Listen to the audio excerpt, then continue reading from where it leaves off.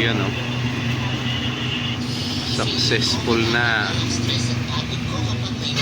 Grabe. Kailangan pang jumperan. Ayan. Clear na yung FRP nya.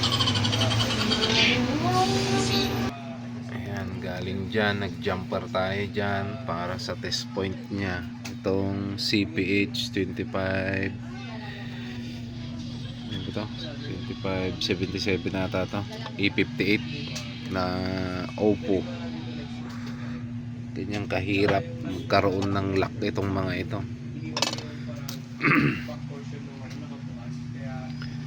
Sa pagkakamali mo lang dyan, naka ano ang CPU at saka yung ano niya dyan.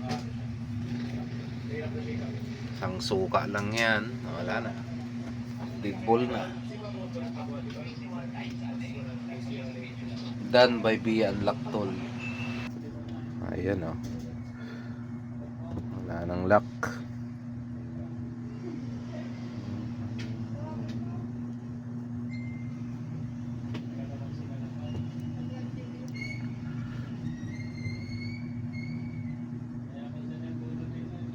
E58 CPH 2577. Okay, done. Isauli na lang natin yung mga tornilyo nya. Nakabaklas pa.